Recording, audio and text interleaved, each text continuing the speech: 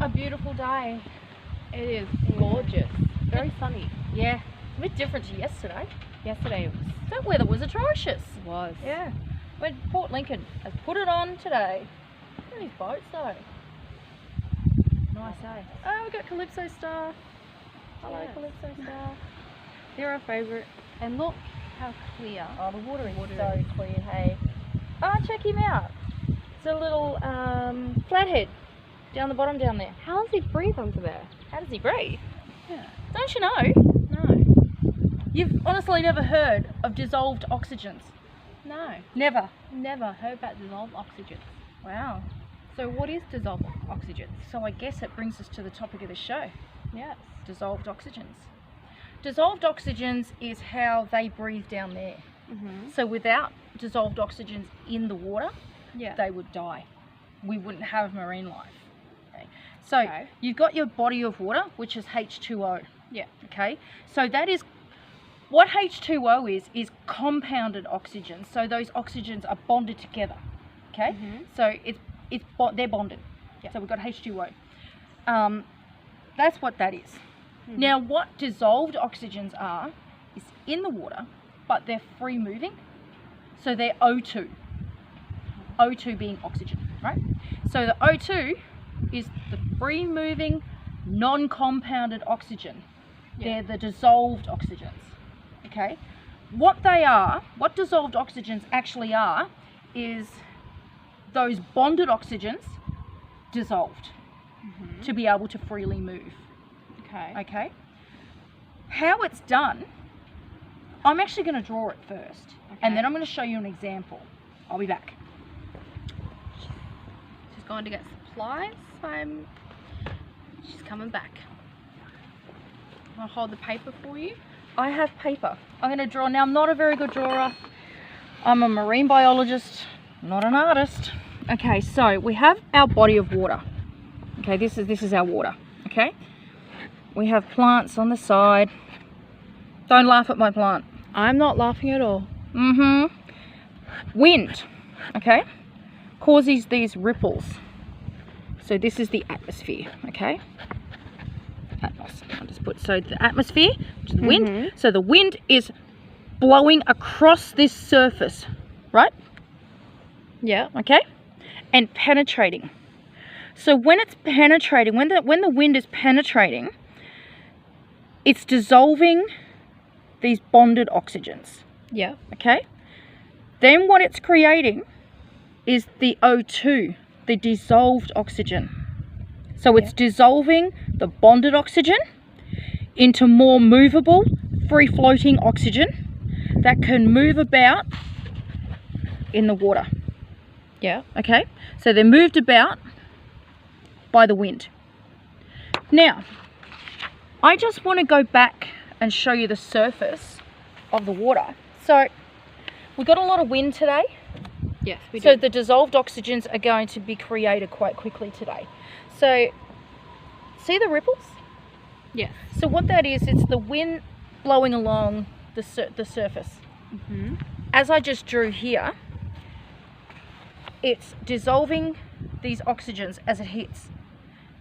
And it's penetrating through and it's moving them along. Yeah.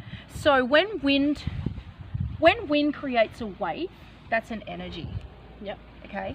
So that wave moves these dissolved oxygens through the ocean. So that's how they move. So it's a movement by the wind. So it's created by the wind. All marine life need dissolved oxygens to live. Your mammals, not so much, because your mammals, as you know, surface. And Yeah. they, So like dolphins. yeah, they have lungs, so they can breathe out. They can come out and breathe. So you see them surface and through their blowhole get water, get air. They do use them as well, but not as much as your gilled fish. Okay. All your fish have gills. That includes your crustaceans, and it does include your cephalopods. Mhm. Okay. So they all do need these to be able to survive. Without these dissolved oxygens, our marine life would not exist. That's how they breathe. You're probably wondering how they get the oxygen through to their gills. Yeah. How?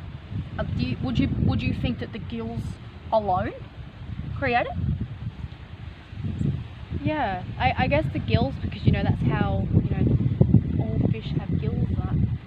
So you would imagine that the gills would, as they're moving along, would be creating the air. I would say so. Yeah. Okay. You're kind of right. So what they do, what happens with a fish? I'm going to draw this as well. So, don't laugh at my fish. So this is a fish, or meant to be a fish. They take in water through their mouth as they're swimming. So the water goes in their mouth, through to their gills. Now, what they have in their gills, what is called rakers. They're called gill rakers. Okay. Now, what these do is they not only filter out water from and separate food from water, but what they also do too is they separate the oxygen from the water. So the water comes in through their mouth with the dissolved oxygens in the water. Yeah. The gill rakers separate the water and the oxygen. The oxygen goes through their bloodstream, so their heart pumps the oxygenated blood through their body. The water escapes and is taken out through the gills. So you might notice on a fish they've got an operculum. Have you ever seen me point out the operculum on a fish? No. No? So the operculum is like a plate on the outside of the fish, okay? Over their gills. Yeah. So what that does is it stops water from flooding. So it keeps water out of the actual gill area. Because if water was to go into because this is their breathing, this is their respiratory area. So if water was to always go into their gills, it'd drown them. They would die. They would literally die. So the operculum is designed to shut and keep that water out of the gill. The only water that goes through there is through their mouth. Okay. So when the water goes through their mouth, the oxygenated the oxygen goes through their body as oxygen in their blood. So the pumps that oxygenated blood through their body. The operculum opens up and lets the water out. Wow, that's really cool. So they're left with just these dissolved oxygens. That's pretty cool how that happens. Yeah, it is. And that's your fish, your crustaceans and everything as well, okay? So that's how they get the oxygen. Yeah. These dissolved oxygens from the water. I want to explain this to you. I want to explain how you look at dissolved oxygen. So let's have a look at this. Dissolved oxygens. Let's take this glass and this water. So, do you want me to hold the glass? Please. So what we've got H2O, correct? Yes. Now, in H2O, these are bonded oxygens. Okay? Fish could live in it, but they wouldn't survive very long. Okay? Now let's have a look. Think of it as like when you put sugar or salt into water. So these would be your dissolved oxygens, okay? So the wind has blown across and it's created these dissolved oxygens.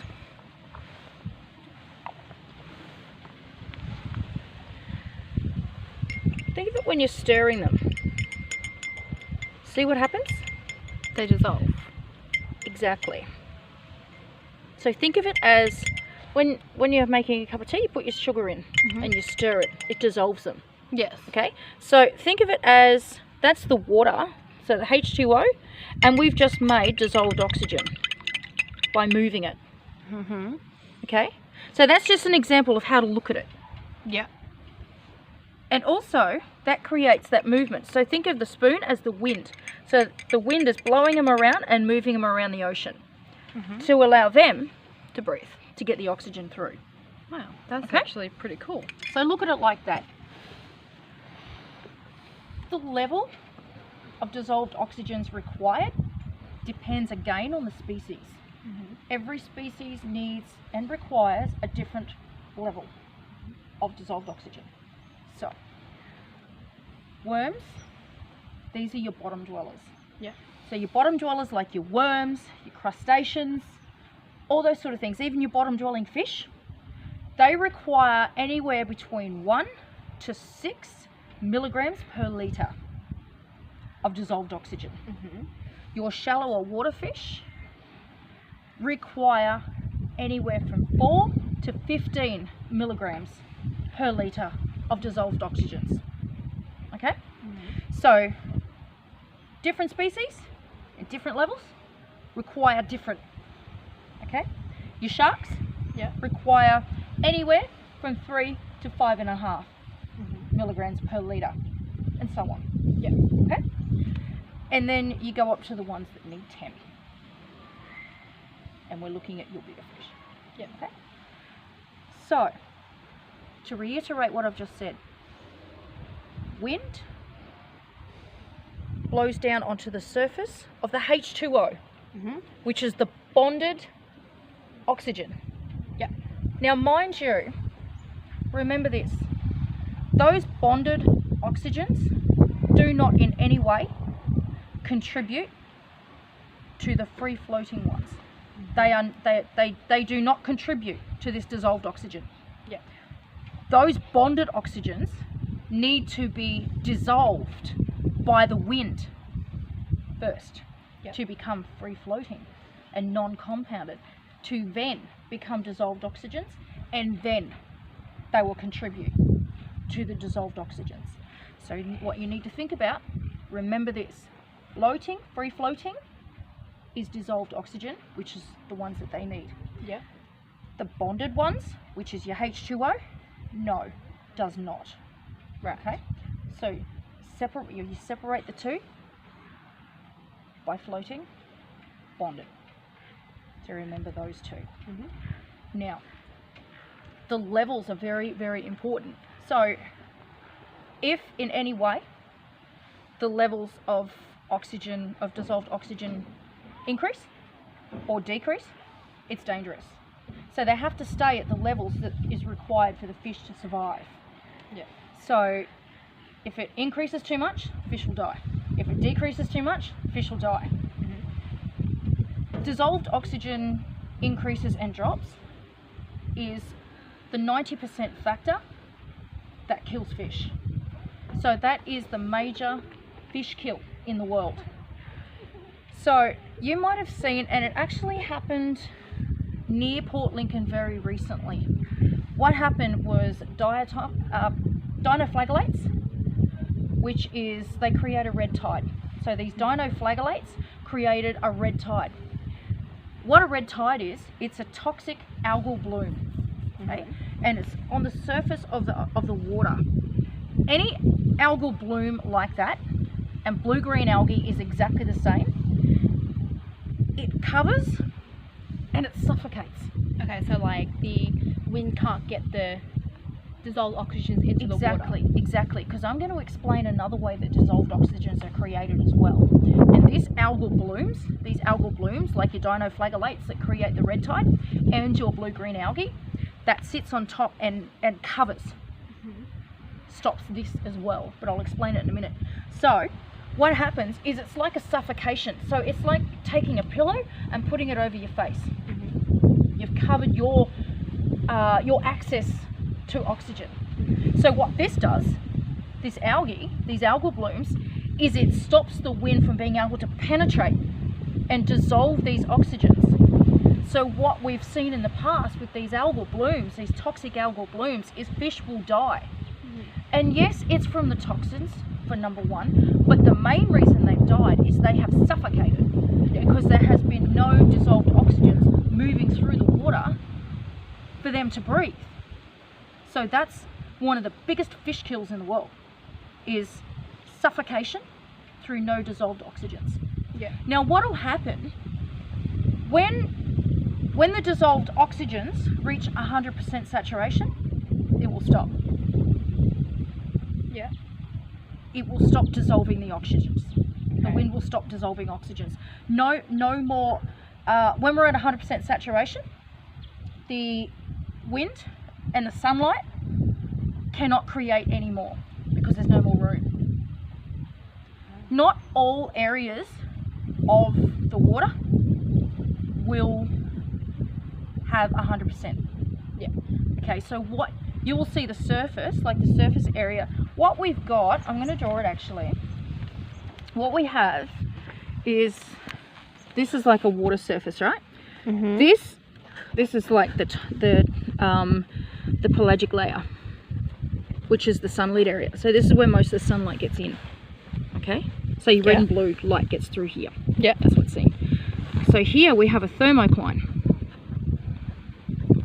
So a thermocline is where, this is your warmer water.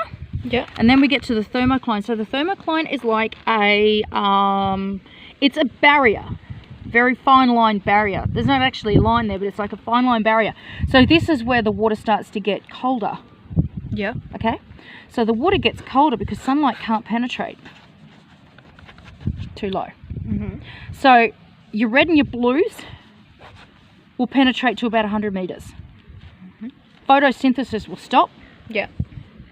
At 200 meters down. And why is that? The sun can't penetrate. Right. Photosynthesis is created through sun. Mm-hmm.